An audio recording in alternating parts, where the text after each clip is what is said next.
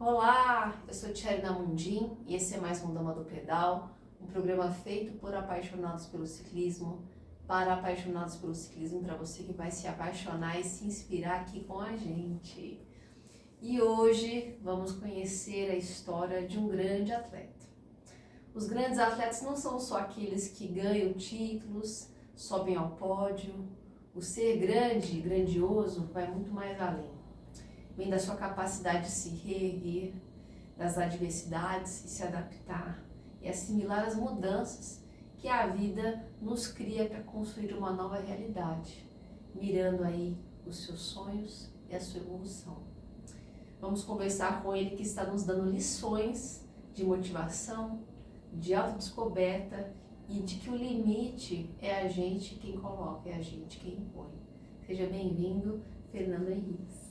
Olá, bom dia. Prazer estar aqui. Prazer é nosso dividir sua história conosco hoje. É um prazer e agradeço pela oportunidade, que seja um modo de estar ajudando a todos aqueles que de alguma maneira procuram se encontrar e se superar no dia a dia. É isso mesmo. E antes da gente entrar na nossa pauta rica de hoje, é o momento de agradecer, aos nossos parceiros, nossos patrocinadores. Primeiro a nossa querida equipe, a LV Consultoria Esportiva, que é a minha equipe de treinamento, O Lucas Vilhena, que é head coach de triatlon, de corrida e trail run, de natação e águas abertas, e possui aí projetos muito bonitos de desenvolvimento de paratletas, de paraciclistas, de transplantados, Então, se você quer evoluir nos treinos, procure a ferramenta que te leve até lá, vem treinar aqui com a gente. E o Lucas, que também está se recuperando aí de uma queda, já vai estar mais ativo aí do que nunca nos treinos, como atleta e como treinador. E ele está aproveitando esse tempinho aí de molho para desenvolver ainda mais ferramentas, vários projetos no forno aí, para você que é apaixonado pelo nada, pelo pedal e pelo corre. Então, vamos aí para ouvir muitas coisas aí, inclusive para atletas mirins. E nossos parceiros, a Vita Gráfica, do Bruno Marangoni, a Dobro, que é uma empresa nutricional que nasceu aqui em São José e vem desenvolvendo uma linha que te ajuda na parte de performance, de recuperação de treinos, totalmente vegana, utilizando aí produtos e tecnologia, principalmente da beterraba. Eu tenho utilizado, tenho gostado muito. O Vinícius Sobreiro, que é médico e atua que está a mais tecnologia aí na área de medicina esportiva e emagrecimento, que daqui uns dias vem falar um pouquinho sobre soroterapia, é uma ferramenta aí rápida e de rápida absorção de vários nutrientes que a gente não consegue assimilar isso via oral. E o Instituto Curti de Medicina Ampliada é formado por uma equipe de médicos, um beijo ao Dr. Sérgio e Dr. André Ranzani, que tem uma infraestrutura para recuperação de lesões e prevenção, que estão cuidando de mim lá com técnicas de leis de neuromodulação, Bemer, o ILIB e muito mais lá na Vila Ema. Então, estão cuidando com muito carinho. Um beijo a todos. E para você que é novo no nosso canal, se inscreva, curta, compartilhe. Vamos levar informações e histórias inspiradoras para atingir e inspirar ainda mais pessoas no nosso esporte. Agora sim, Fernando, fizemos a nossa abertura. Me conta a sua história de vida, assim, porque antes de tudo eu tenho certeza que você já devia ser uma criança muito ativa, que gostava muito de esporte, Como é que você descobriu a partir de qual esporte que isso foi evoluindo e foi... Isso tudo é uma base, para ser quem você é hoje. Conta pra gente. A vida esportiva ela começa mais de 40 anos atrás, com 6 anos de idade, quando eu comecei no judô. O judô que é totalmente diferente do judô de hoje em dia. Na época não existia judô, jiu-jitsu, era uma coisa só. Era mesmo. Então, já nos fundamentos tradicionais japoneses, e veio o desenvolvimento tanto de filosofia, quanto de personalidade, quanto de esporte. Existe ainda mais esses esportes que vêm dessa questão oriental, eles têm uma questão de conduta, de postura, Sim. De honrar o próximo também. E esse tradicionalismo, ou esse fundamento, essa filosofia, eu vejo que se perdeu muito hoje em dia. Hoje ficou mais o judô esporte, não o judô formador de pessoas, o formador da essência da pessoa, que traz o lado de disciplina, o lado de desenvolvimento de respeito ao próximo, de respeito ao indivíduo como um único ser e é o próximo, como você se interage, como você convive ali dentro. Já sempre fui uma pessoa disciplinada, tendo essa formação mais disciplinada ainda, abriu a porta para o esporte, sempre tendo problema de saúde desde criança. Não podia nadar por problema de ouvido, então o judô foi uma boa opção, como também lidar com consequência disso, lidar com sobrepeso já quando era criança, de problema de saúde, e abriu o caminho para poder estar seguindo para o mundo do esporte. Quando eu pude voltar a praticar esportes aquáticos ali com 13, 14 anos, entrei para natação competitiva, participei da equipe do Tênis Clubes de Campinas. Que legal. Então ali era um treino onde a gente costuma dizer contar azulejo, 2.000, 3.000, 4.000, 5.000 metros por dia. É intenso, né? Mas o esporte sempre foi uma base importante da vida. Você sempre, mesmo antes de você poder nadar, era uma coisa que já te brilhava os olhos, a natação? A natação ela veio com um complemento, justamente por conta dos problemas de saúde quando eu era criança, que tinha que tomar muito corticoide, acabei engordando muito. Foi uma maneira também de encontrar uma segunda atividade para fazer o controle de peso. Então, me ajudou, natação, já chegando na adolescência poder fazer musculação, para poder estar desenvolvendo. E aí, como eu em 88 tive um acidente com um cavalo, que acabei estourando a cápsula do ombro, tive que parar de nadar, tive que parar com o judô, do judô fui para o karatê, e do karatê com musculação, justamente porque foi um momento muito triste. Estava em plena ascensão dentro do judô, já indo para campeonatos estaduais, já vislumbrando de entre alguns anos poder ir para os Jogos Olímpicos. E me acontece isso. E naqueles anos, no final dos anos 80, não se tinha a tecnologia que a gente tem hoje. Né? Então a escolha era continuar para o judô, fazer uma cirurgia no ombro, que na época se perdia grande parte da mobilidade, ou escolher manter uma boa mobilidade e abandonar o judô. Foi algo ligamentar ali. A cápsula. A cápsula. A cápsula ela abriu, então eu tinha que fazer a musculação para estar mantendo as estruturas ali. O ombro no lugar. Então, era comum, às vezes, estar dormindo e sentir o ombro estar saindo do lugar. Eu já tentei nadar algumas vezes, mas durante o nado o ombro saiu do lugar, então era até a calma de botar sozinho o ombro no lugar. Então, parar com natação, parar com judô, musculação, karatê. E aí veio faculdade, parar com karatê, manter a musculação. E depois, junto da faculdade, veio o meu primeiro filho, responsabilidade para poder estar largando a faculdade de veterinária, e aí começar a trabalhar, estudar durante a noite, mas mantendo ainda assim a disciplina de estar acordando de madrugada para continuar os treinos. O treino, né, para quem respira isso, ele é como um trabalho, assim, né? A gente não consegue colocar como sendo algo que, se der, não. Ele pra gente, ele tem que entrar dentro da rotina como uma refeição, né? Tem. A gente precisa disso, né? Precisa, e aí tem até explicações científicas do porquê. A gente, quando passa o dia inteiro, fica muito sentado, a gente que exerce trabalho burocrático, e o corpo fica parado. Se o corpo não funciona, ele não fica bem. Tem outro lado. Quando você faz uma atividade que é oposta ou totalmente desligada com o seu trabalho, você descomprime o cérebro. O cérebro, como músculo, ele também precisa descansar. Você dá a oportunidade para ele descansar, mudar o padrão mental, então descomprime e te dá uma melhor condição para que você possa exercer a sua função profissional, pessoal, durante o dia. Então é um ciclo que você estabelece. Claro, aqui tem depois que a gente acaba de treinar o benefício da endorfina, né? que eu costumo dizer que são viciados em endorfina, que acaba sempre procurando.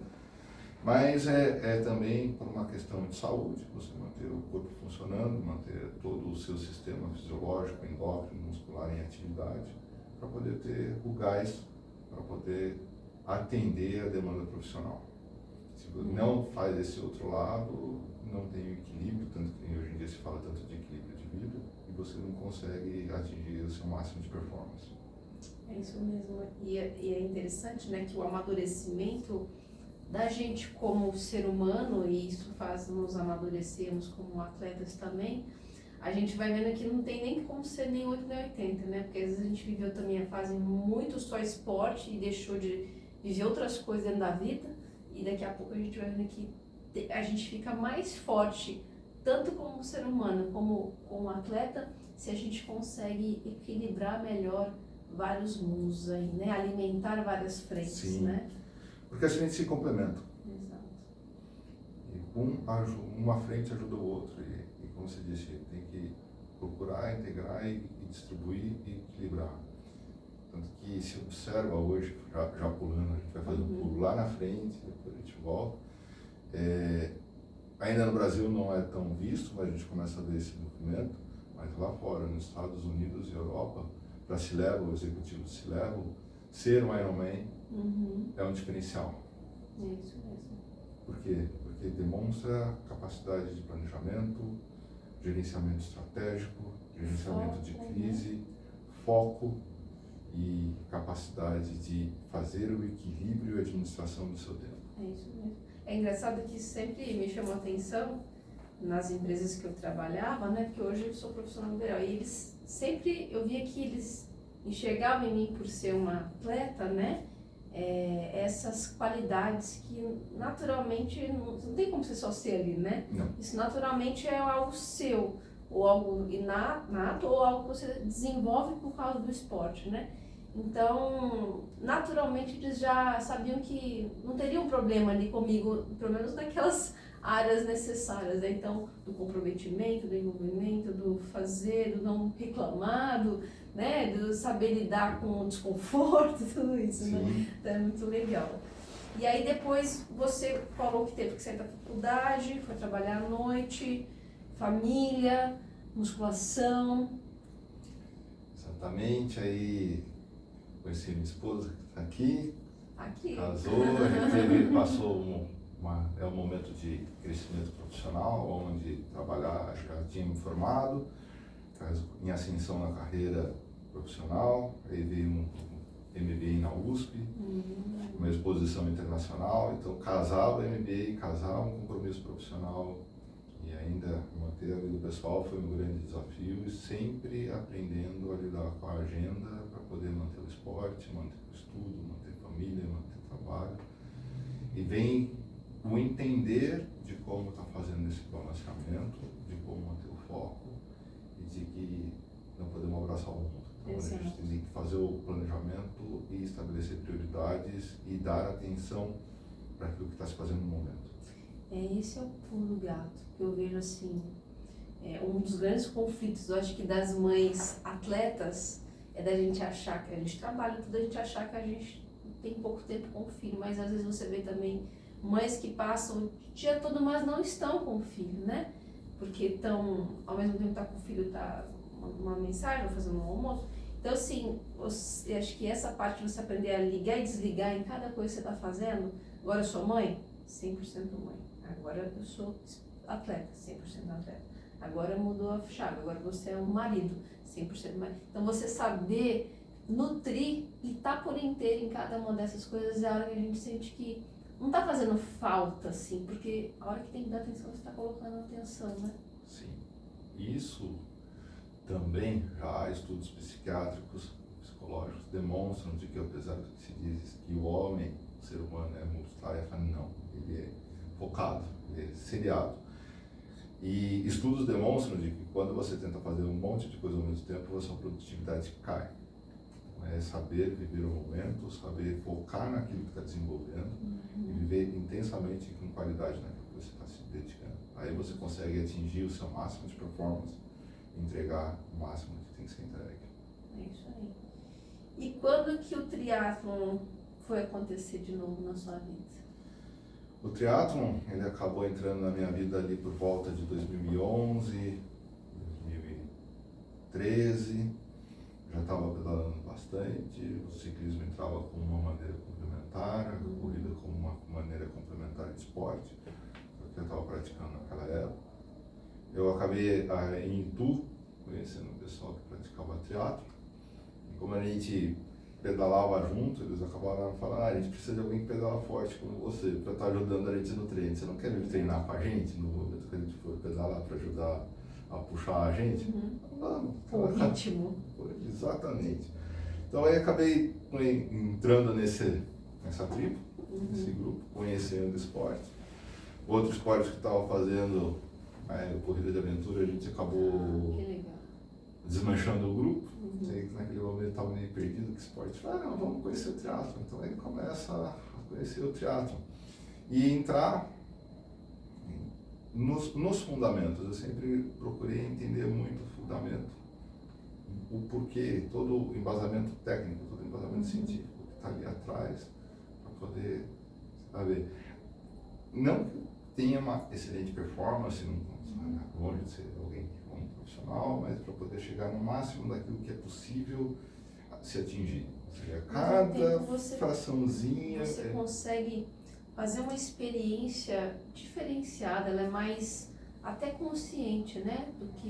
Dos processos, do pisar, do projetar, né? Quando você tem esse autoconhecimento, tanto físico como da técnica, você vai assimilando de uma forma muito bacana, né? Sim, e aí entra onde as coisas se fundem.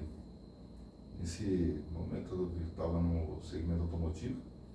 Dentro do segmento automotivo tem o Lean Manufacturing, então se volta muito para a maximização da produtividade. Quem sabe, quem vive sabe de que ali não se briga por centavo, mas briga por milésimo. E é sempre uma busca constante por melhoria contínua e por tirar o máximo de produtividade. Eu sempre fui uma pessoa muito competitiva, muito ativa e na busca sempre de conseguir atingir o máximo possível. Profissionalmente, isso acaba vindo, só que o esporte ele é um complemento da vida profissional, ou a vida profissional é um complemento do esporte. Então fica difícil de dizer. E quando você começa a ter a mentalidade, a filosofia de melhoria contínua, você aplica isso para toda a vida. Então, transportando Lean Manufacturing para dentro do esporte, olha que coisa louca. Então, começando a entender, ou seja, biomecânica, fisiologia, endocrinologia, tudo para poder entender o seguinte, o que é possível chegar no máximo que o corpo consegue entregar. É uma máquina. E aí você coloca, entender a passada, entender a pedalada, entender a posição, entender a alimentação, entender o sono, entender a rotina diária, como tudo se casa. E do outro lado também, como que isso se influencia do outro lado para a máxima produtividade como profissional. E o triatlon, ou seja, o Iron acaba entrando nesse sentido. Peraí, é um esporte de ultra endurance, é uma prova extremamente longa, que o ciclo é longo e precisa de planejamento.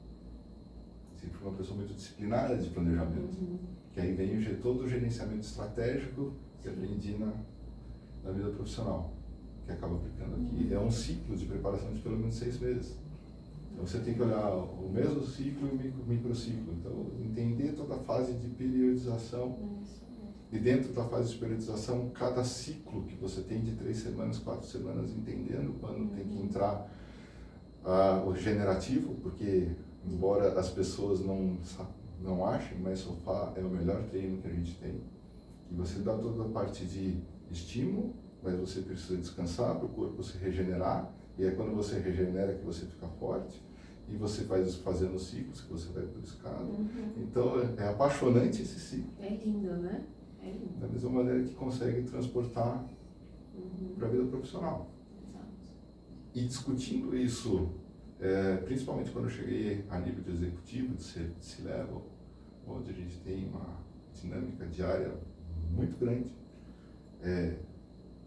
e é responsável pela vida da empresa, pela vida de dezenas, centenas de famílias, e entender como tudo acontece, e fazer o planejamento de como você vai atingir o resultado no curto prazo, que vai te levar para o médio prazo, que vai te levar para o longo prazo, casa com o ciclo do Iron.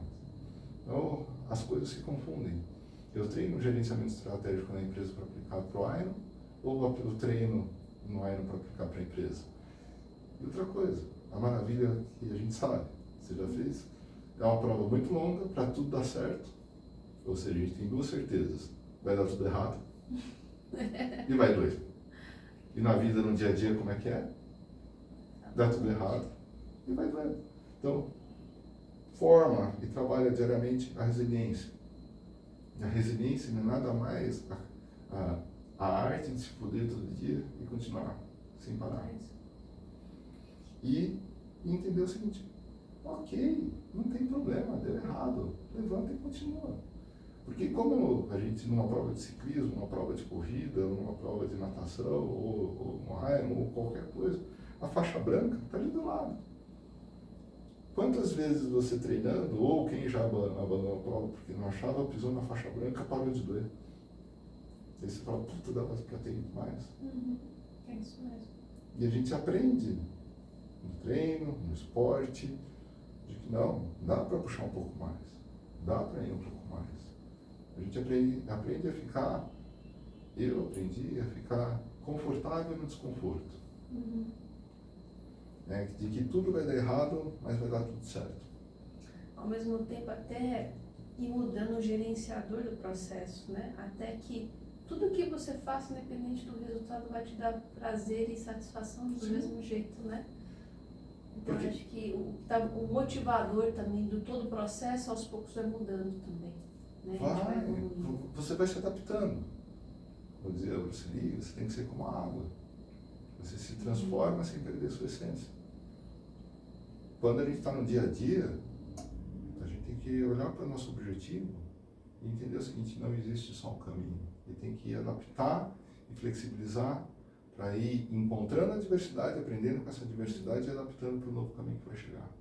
E é muito individual esse processo, né? Tem pessoas que são altamente metódicas e que às vezes ela vai ter que aprender um dia a desistir. E há pessoas que são altamente, têm essa dificuldade e ela vai ter que aprender, na verdade, o oposto, a não desistir. Então, isso é muito individual e a gente vai passando por todas essas fases, né? Isso só vai lapidando a gente mais. Sim. E deixando a gente com mais compaixão perante os outros também, que estão, às vezes, numa fase que a gente já esteve também. Né? Que é outro ponto que leva a gente, quem observa, acha que o nosso esporte, ciclismo, corrida, vai num esporte individual. Não é. Quanto que a gente precisa dos outros no dia a dia quando está se preparando para conseguir chegar lá. Exato. E quando você está ali no quilômetro 38 da maratona, e está desanimando e passa alguém do seu lado, vamos. Faz total diferença. Dá um sorriso. Sim. Né? No treino do dia a dia, né? Impressionante, passa uma pessoa, dá um bom dia, ou fala uma palavra, aquilo parece que recarrega as baterias. Porque te busca da onde você está e traz de volta. E aí você falou um outro ponto que é muito importante. As pessoas quando começam a entrar, ou a gente quando começa a entrar na busca no nosso caminho, a gente entra na visão de túnel, a gente deixa de olhar para tudo, né? E fica só focado, e deixa de perceber tudo que está acontecendo aqui ou ali. A pessoa passa a dar um bom dia, ajuda a te recuperar. Mas por outro lado, como você disse, você sorrir faz que seja algo de fora para dentro. Porque você movimenta os seus músculos da face e automaticamente você muda o seu estado mental. E faz com que você se anime e busque vá para frente. Isso mesmo. Como também a gente aprende que na hora que a gente está, o que eu vou fazer? Está parando, para e respira, quebra o ciclo mental. Entende a situação e segue para frente. Que são as adversidades que a gente passa no esporte. Tem que tomar essa decisão naquele momento para poder chegar no final. Mas acontece no dia a dia na vida. A gente tem problema. Né? Então a gente precisa entender que tem que parar, tem que respirar e continuar. E às vezes a vida cria essas paradas pra gente, né? Eu de longe o que eu passei, né, se assemelha, né, a toda a sua questão, que a gente vai entrar um pouquinho, mas eu tive uma queda que tive 4 fraturas. Operei 2 vezes esse punho, quebrei o ombro, costela, esse braço. E para mim ali foi o meu nascimento, o meu acordar para algo muito maior. Eu só agradeço aquela situação, porque às vezes a gente não, se não tirar a gente do conforto, né, assim, no nível conforto, a gente não muda algumas coisas. Às vezes a gente tem que parar e lá o que a gente chamaria de inferno, assim, né, ultrapassar todas as dores que elas vêm.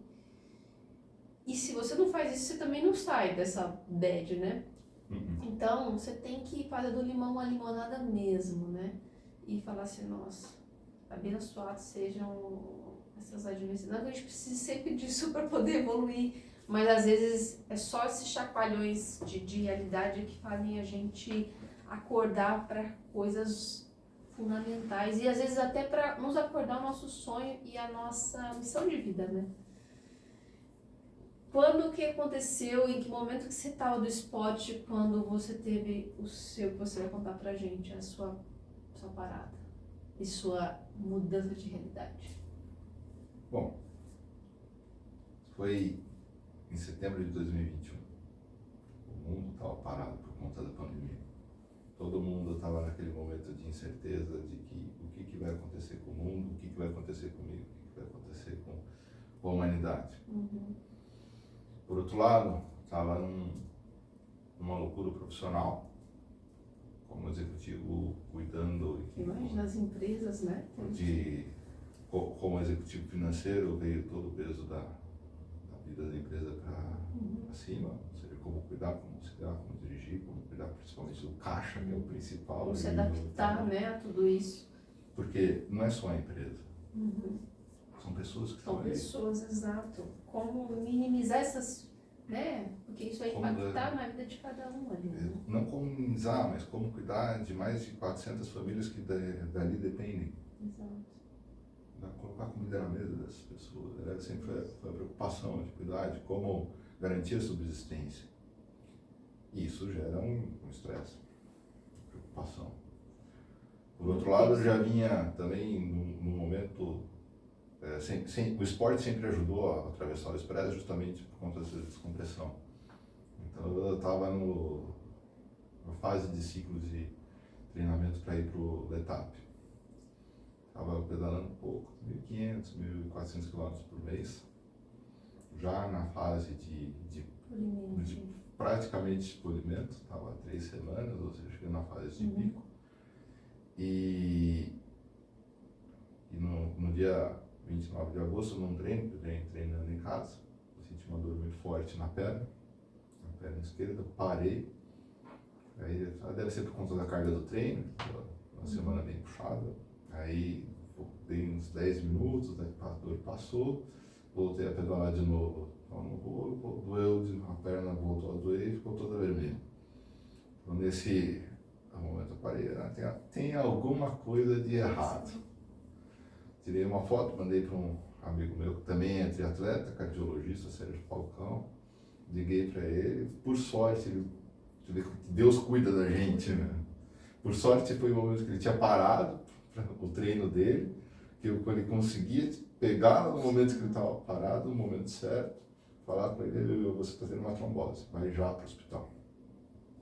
Eu liguei para minha esposa, liguei para me buscar, ela me levou para o hospital. Ali pro AS de Alphaville, também é outra coisa. Deus provei, agradeço ele por ter condição de ter um atendimento médico desse.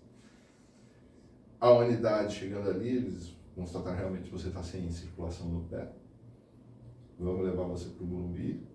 Fui para o Morumbi, entrando no Morumbi, já direto para a cirurgia.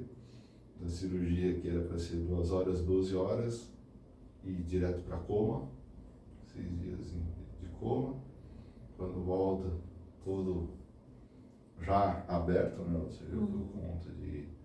Mas já sabia naquele momento que a probabilidade de salvar a perna era baixa, tanto que já falava com o cirurgião de que tomasse a decisão certa de ir para a amputação. Isso antes de entrar, isso depois da volta do coma.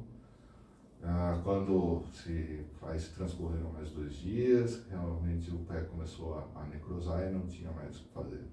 Então aí fomos para amputação e 7 de setembro se Amputei a perna esquerda abaixo do joelho.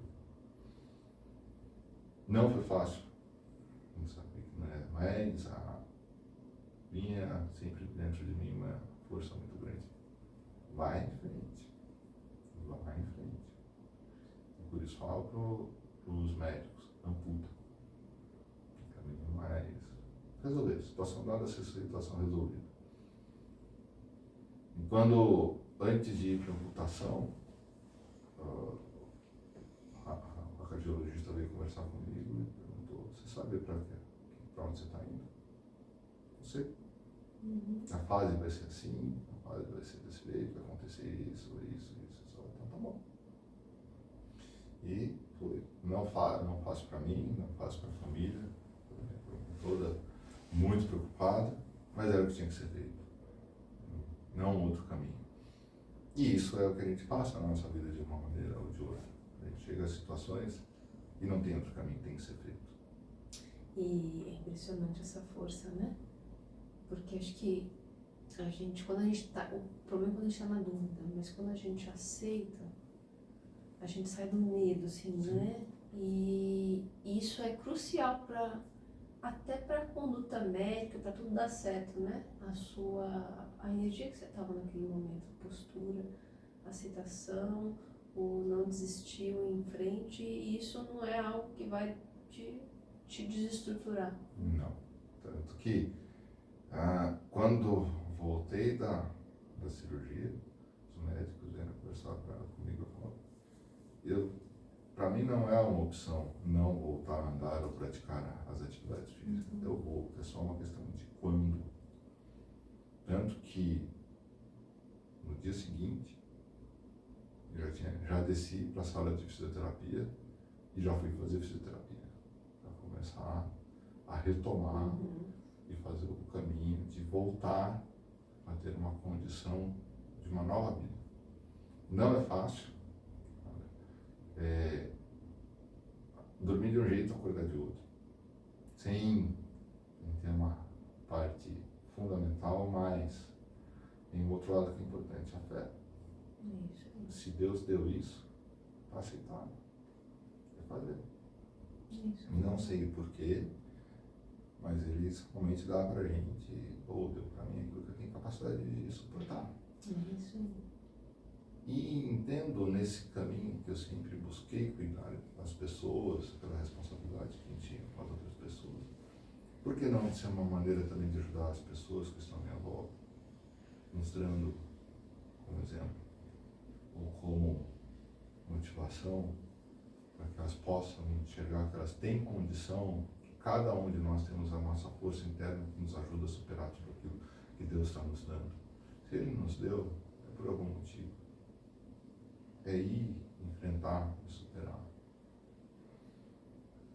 Imagina que alguém que já estava no pico de treinamento, com alguns raios nas costas, uma pessoa extremamente ativa, para não dizer hiperativa, que acordar às 4 da manhã, para fazer 1h30 de pedal, 2 horas, depois de trabalhar o dia inteiro até a noite, voltar, final de semana, conciliando família, tudo de repente está parado. De repente, tudo que eu tinha como consciência de quem eu era, se foi. O mundo virou de cabeça para baixo. Não poder andar. Não poder me movimentar. Um dia, estava na clínica, para começar a treinar o movimento, a fisiatra pediu para eu ficar de 4, aí ela falou, engatinha. Eu falei para ela, eu não sei. Me mostra como é que engatinha, que eu preciso observar você engatinhando para eu conseguir engatinhar. Não consegui. Começar do zero. Tudo do zero. E não é reaprender, você não vai voltar a ser o que você era, é aprender, né? Sim. Porque para a direção de um outro Fernando, é o nascer de novo para algo totalmente novo. Né? Totalmente.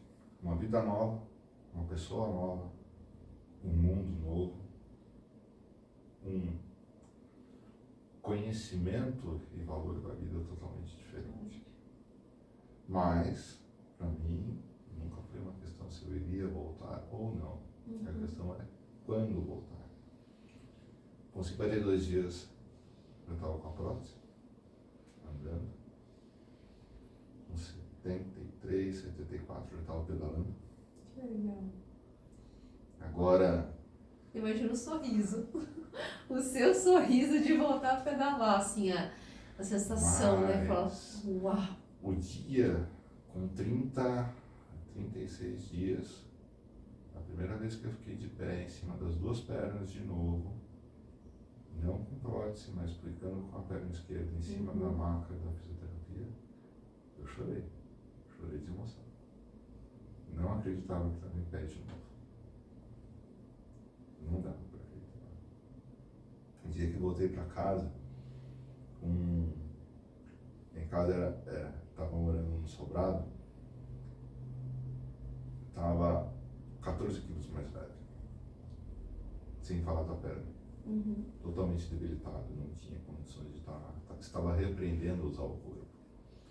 E tinha escada para subir para poder dormir, poder tomar banho, mais que não tinha banheiro que pudesse usar embaixo. Então, tudo isso mexe com a cabeça, porque imagina você não poder tomar banho, não ter banheiro, não ter... Poder dormir na sua cama, Sim. né? E eu brincava, essa escada é meu Everest, mas eu vou escalar o Everest. Como um dia pensando, outro dia eu peguei a cadeira de roda, parei na frente da escada, eu vou subir. Em vez de subir de frente, eu subi de costas, apoiando, subindo. A satisfação de ter chegado no alto da escada. E conseguir sozinho, né? Sozinho. Mais satisfação do que ter completado uma época. Temos pequenos passos, pequenas conquistas, assim como depois de ter ficado em pé, no dia que coloquei a prótese para poder voltar a andar. Sempre são pequenas vitórias que são enormes vitórias. Mas aí entra pontos importantes que a gente tem que valorizar muito. A família. Quem está do seu lado, que te apoia, a esposa, o filho, minha tia, estava junto. No primeiro momento, é interessante, né? Quando estava em coma, dava flashes ou momentos de realidade, que quando alguém estava comigo, minha esposa escrevia na mão dela C-O-R-T-A, de não amputar a corda. Ou entrava um médico na parte do TI, eu pedia para ele sinal de corda. Acharam que eu tinha me entregado. Mas depois perceberam que, na verdade, eu estava lutando para conseguir superar a situação. Que, de algum modo, eu já sabia que era esse o caminho que tinha que ser seguido. Então, a busca da solução para poder estar superando a situação. Que deu a energia e a força para poder estar passo a passo, reestabelecendo. Isso mesmo. E você ser essa referência, né, para a sua família, para as pessoas, dentro do seu trabalho. E eu acho que a gente nunca imagina, né, coisas que a gente vai passar na vida. Você nunca imaginou isso antes de acontecer, né? Jamais. E aí você começa a ver realmente as pessoas, a valorizar os movimentos, os valores, todos mudam mesmo, né? Muda. Você valoriza o estar de pé, você valoriza a sua independência para conseguir voltar de novo a subir dessa escada, né? E a se reconectar novamente com o esporte, né? Porque a gente não consegue, a gente precisa dele até para a gente lidar com isso, sarar mais rápido e ajudar nessa autodescoberta, né? O esporte, ele acaba ficando intrínseco da personalidade. Pelo menos para mim, a capacidade esportiva é um dos pilares da minha personalidade. Então, o recuperar o esporte é vida. É vida. É a sensação de estar vivo. É isso que eu sinto. Do outro lado, a gente tem como certo e garantido a capacidade de se movimentar, a capacidade de andar, uma série de coisas na vida que dá um chamado. Nada disso é garantido. A gente acha que a gente tem controle sobre a vida. Na verdade, depois disso é menos de 1% que a gente controla. Então, entender como reage, mas jamais se entregar. Por isso que eu acho que cada vez mais, e com tudo isso que está acontecendo, né, a gente tem que realmente aprender a ter um dia proveitoso, né? A fazer do seu dia, um dia. Eu vou mais longe, a ter essa exata fração de segundo que a gente tem aqui. Porque o milésimo de segundo seguinte a gente não sabe como é que vai ser. A gente só tem esse momento aqui. A gente costuma achar que o dia está garantido, que a semana está garantida, que o ano está garantido. Nada está garantido. Nada. Tudo pode mudar e muda muito rápido. Por isso o mais importante disso é valorizar as pessoas que estão à nossa volta, independente se tem algum vínculo ou não. Isso mesmo. Todo mundo, todos, independente de quem seja, tem algo para trazer, algo para poder ensinar. Tem um motivo, né? A gente está se conectando. Eu até fiz uma pergunta e que eu, agora, né, pensando nessa pergunta, eu não consigo ver uma resposta sua, né? Pelo menos na forma como eu a montei. Eu perguntei o que foi o mais difícil para você dentro da sua nova realidade, mas para mim não teve o mais difícil, porque você tem uma forma de se posicionar dentro da vida que você não lida com as coisas como sendo barreiras, como sendo dificuldades, você lida como sendo coisas que você tá ali, eu vou ali fazer, vem que eu né, não é uma forma vitimista, tem muita gente que coloca como vítima, né, você coloca aquilo como sendo coisas dentro da vida que estão sendo solicitadas, mas dentro de um parâmetro de realidade, de adaptação, né, dentro das coisas do dia a dia, ou a questão financeira, ou até a infraestrutura que uma cidade oferece, quais têm sido os maiores desafios hoje na sua nova realidade?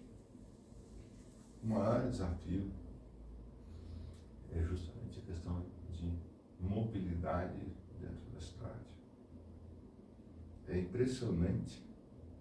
E só vivendo, sabe? É coisa assim de que é uma oportunidade que eu estou tendo de poder entender muito do que uma parte da população que hoje eu faço parte, nós deficientes, hoje eu tenho uma deficiência, mas não é um problema isso.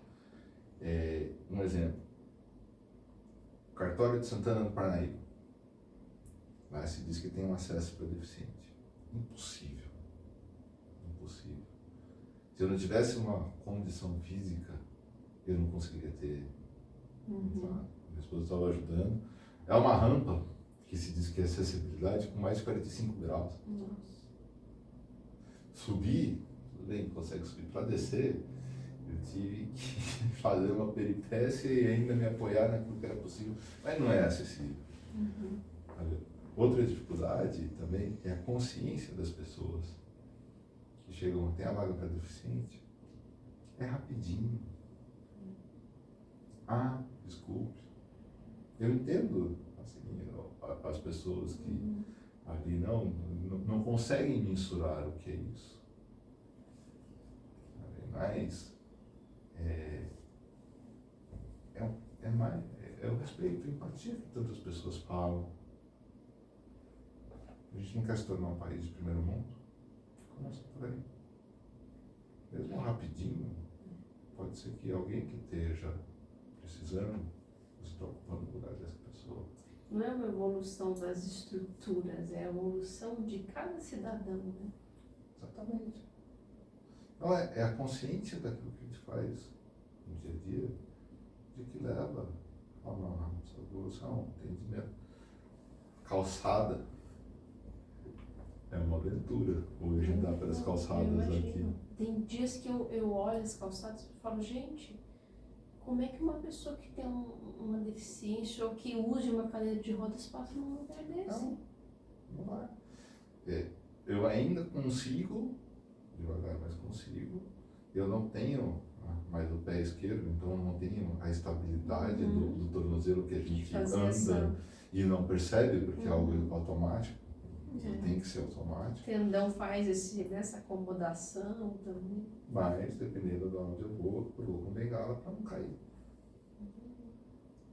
Então, essa é a maior dificuldade, ou seja, e vejo também por outras pessoas também, a gente evolui o mundo, mas ainda existe muito preconceito, embora que seja velado, ainda tem. Mas tudo bem, isso vai passar, vai passar, as pessoas vão entender. Se a outra pessoa não passa, não vai passar uma pessoa, na gente a gente vai, aquilo daqui a pouco não tem mais ação dentro da gente. E é um aprendizado nisso também, porque ajuda a entender melhor o próximo, ajuda a me entender mais. Se eu me entendo mais, eu consigo entender mais o próximo. Ajuda a melhorar o relacionamento entre as pessoas, entre eu e as outras pessoas. E eu acho que ajuda até a gente a entender que a gente não pode julgar, porque a gente não sabe que universo está na nossa frente, né? Não. Às vezes fisicamente a gente não está vendo nada, mas às vezes tem vários traumas que aquela pessoa passou e que a gente nunca vai imaginar, e que a gente tem que ter muito respeito e muito tato ao lidar com cada uma dessas pessoas, né? Que foi uma lição. Ou seja, tem coisas que por mais que a gente tente imaginar como a pessoa se sente ou da limitação, é impossível. Eu tentava imaginar, e agora entendo justamente por alta da capacidade física que tinha, já muito. Hoje, por mais que eu imaginasse como era, muito longe de ser o que realmente é. Então, é uma lição de humildade, é uma lição de vida. Por exemplo, e aí vem um hotel de luxo na Avenida Paulista, que estava com cadeira de roda, impossível manobrar a cadeira de roda dentro do banheiro de deficiente. Novamente, se não tivesse uma boa condição física, de conseguir ficar em pé numa perna, impossível. Isso porque é um ambiente top. São coisas assim que a gente vê realmente que não são tanto eu, né? quanto todo mundo, a gente precisa desenvolver muito. Se a gente quer realmente essa integração, a gente quer esse mundo que tanto se diz, a gente tem que desenvolver muito. Além. E nesse sentido, hoje eu tomo muito mais cuidado onde para o carro, onde deixo as coisas para poder estar. Porque alguém que tem uma deficiência maior do que a minha pode precisar. E ajuda também a entender que às vezes a limitação, vou dizer assim, limitação física não é física, mas é a limitação de entendimento e de entender o ambiente que está da pessoa. Então aí vem a empatia para poder estar, como ajudar essas pessoas que têm sua limitação. As limitações, elas estão em todos os segmentos e possa se imaginar. Então a responsabilidade que a gente tem como ser humano para com o outro é enorme. E para mim a maior limitação de todas é o egocentrismo, porque limita a pessoa de conseguir olhar além do seu próprio umbigo. Sim. E eu acho que é a patologia da sociedade hoje, né? Você tem tudo, mas você não tem nada. Você não é capaz de enxergar o outro além de você mesmo. Então, eu acho que essa é a maior limitação a ser rompida, a ser acordada pelas pessoas, assim, porque a hora que elas conseguirem acordar, muito disso daí vai ruir, né? Vai sensibilizar e tudo mais. Hoje no esporte, né? Você está conseguindo, você está pedalando, você corre também, como que está a sua relação com o esporte? O que você está utilizando hoje? O esporte, ele tem sido uma ferramenta muito importante para a minha reconstrução, ainda mais de que sempre foi um dos pilares da minha personalidade, para a reconstrução física. O corpo ele realmente sofreu muito, foi muito castigado em termos do que passou. Estou voltando para a rua, a pedalar na rua, então entender qual é a mecânica, a fisiologia nova, a nova capacidade, para poder estar... Se sentir seguro também, né? Sim, muda o senso de equilíbrio, muda a percepção, muda tudo, então é dar tempo para o cérebro se readaptar. Corrida final do ano, novembro, dezembro, janeiro, porque para cada atividade precisa de uma prótese. Então, eu tenho uma prótese para o dia a dia, para poder estar andando, uma prótese para poder pedalar, depois uma prótese para poder correr e adaptar, ou seja, entender. Então, também é dar tempo para o corpo. Sei que estou voltando muito rápido, então às vezes o corpo fala assim, calma, um pouquinho, deixa eu acompanhar. Exato. A sua energia, né, o Fernando, seu ser está pronto, mas o corpo tem que ir acompanhando. E foi outro fator de aprendizado também. A gente sabe que para o cérebro, o corpo não retrocedeu. Então, me permitir voltar a um patamar bem abaixo do que estava, também foi uma lição de verdade.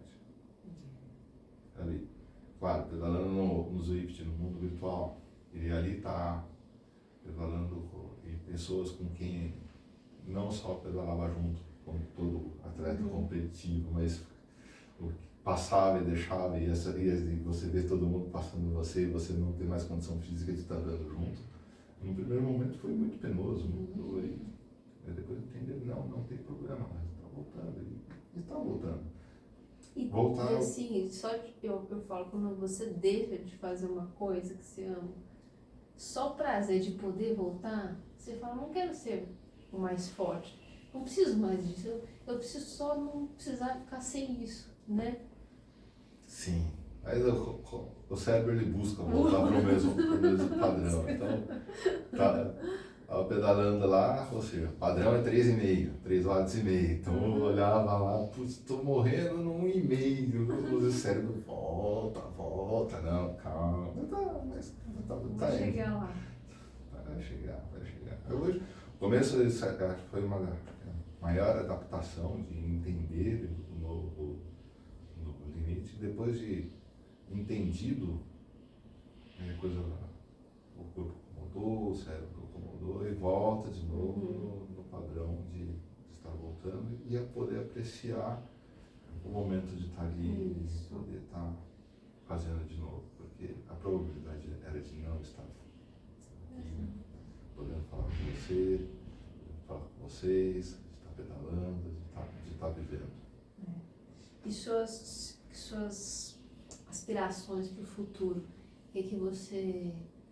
A gente sempre coloca metas, né? Eu tenho certeza que suas metas mudaram, né? Algumas mudaram, algumas coisas assim. Mas o que você tem colocado de objetivos aí futuros dentro do esporte? Primeiro, recobrar a mobilidade. Voltar a pedalar normalmente na rua. Porque, por exemplo, hoje, não consigo pedalar em pé. Mecanicamente não dá. Então, está sendo um desafio poder conseguir isso, ou não tem problema se não der, entender a limitação. No rolo você já consegue ficar em pé? Não dá, porque por conta da prótese, que a prótese ela forma um ângulo perfeito de 90 graus com o braço do pedal, quando a gente está em pé, o pé está para frente, e você aponta o pé para baixo, você quebra o momento e desloca. E a hora que eu estou em pé aqui, exatamente vira uma coluna e não tem esse quebrado de momento. Então está sendo...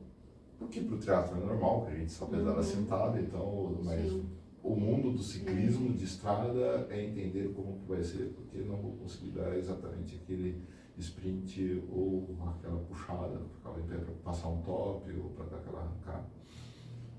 Mas, tudo bem, poder voltar a pedalar já é ótimo. Antes, preparando, o plano é fazer agora em setembro o Letap. Que legal!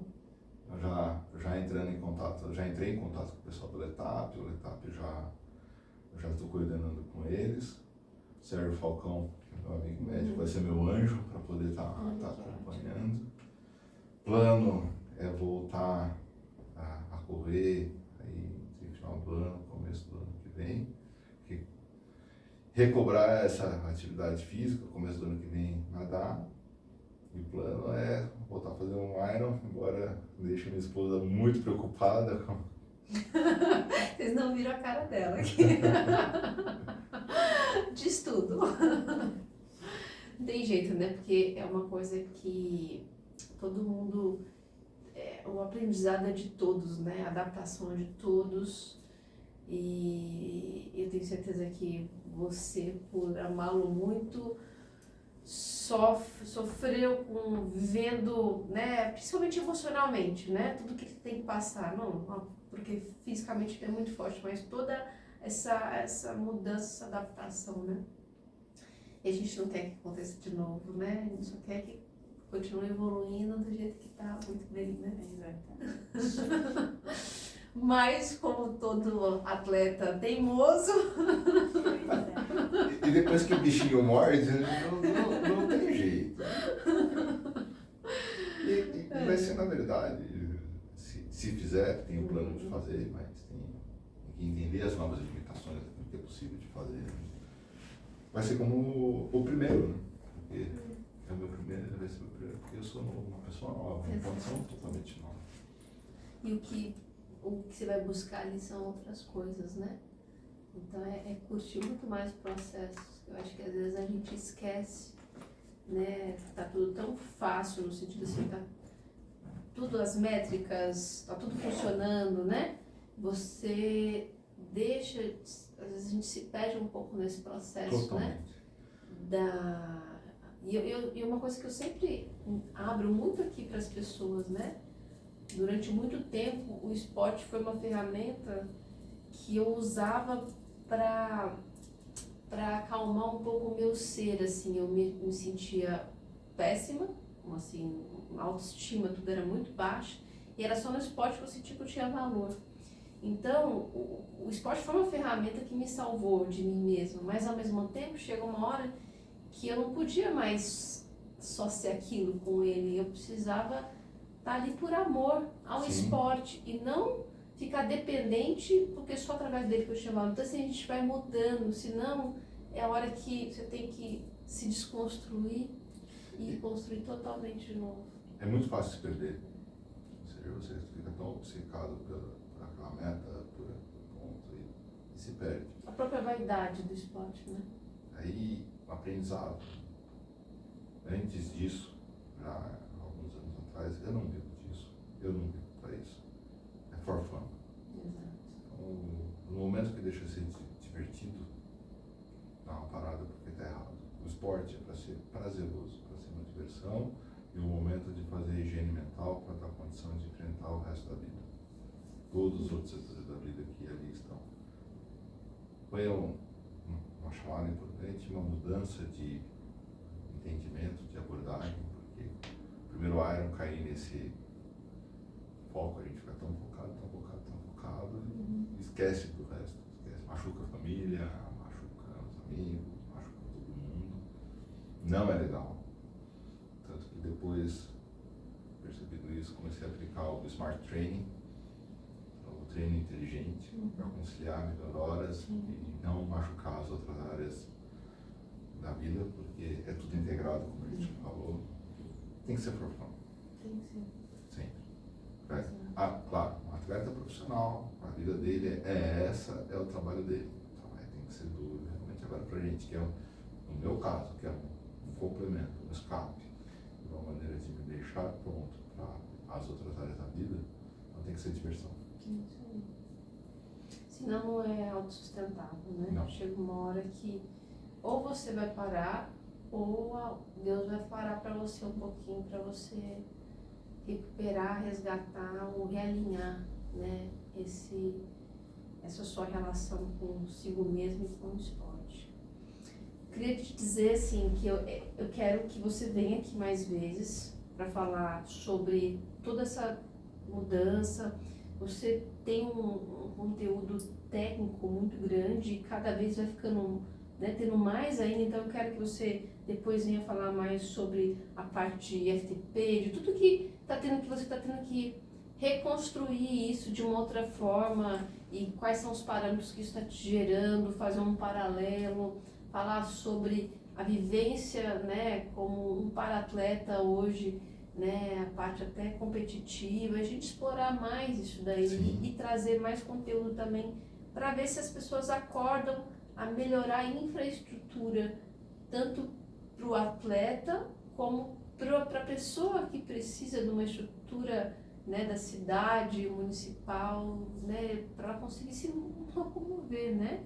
Sim. Então, assim, eu quero que você venha mais vezes para a gente ir desenvolvendo vários pontos para a gente acordar nas pessoas uma percepção nova. Será um prazer poder estar ajudando, e principalmente outras pessoas que têm a mesma limitação como eu, porque tem sido um desbravar. Muita coisa tendo que pesquisar, buscar mesmo fora do país, que ainda é muito limitado e ainda há limitação das pessoas que ainda tem uma certa resistência a estar ajudando o próximo. Então, exato. Será um prazer estar dividindo, poder estar ajudando outros para-atletas, outros atletas, como isso que estou vivendo, aprendendo, criar uma comunidade, as pessoas nos ajudar. Isso mesmo. E obrigada por tantas lições que você se abriu, compartilhou e às vezes eu falo que a lição ela não vem nem do que a pessoa está falando, é da conduta dela. Só de você observar o outro, você já aprende coisas que às vezes estão ali nas entrelinhas. Então eu tenho certeza que assim como eu estou aprendendo muita coisa, né, te acompanhando, muita gente está aprendendo a enxergar coisas dentro da vida delas de uma forma completamente nova. Obrigada. Eu que agradeço pela oportunidade de estar compartilhando e podendo estar levando isso para as pessoas que precisam. É isso. O limite é você quem coloca. Estamos aqui com uma prova viva disso. E o Fernando volta aqui com a gente, com certeza, logo para trazer mais do seu desbravar de tudo que ele está se descobrindo aí. Com certeza muito mais. Depois do etapa você volta aqui para falar da experiência. Conto compartilhar um pouco, a gente traz vários assuntos aí para poder estar ajudando as pessoas até para ajudar a infraestrutura a melhorar, para atrair mais, né, mais para-atletas ali para a prova, né? Vai ser bem interessante. Compartilho com vocês. Isso aí. E a gente fica aqui com mais um programa. Até a próxima. Um grande beijo a todos. Tchau, tchau.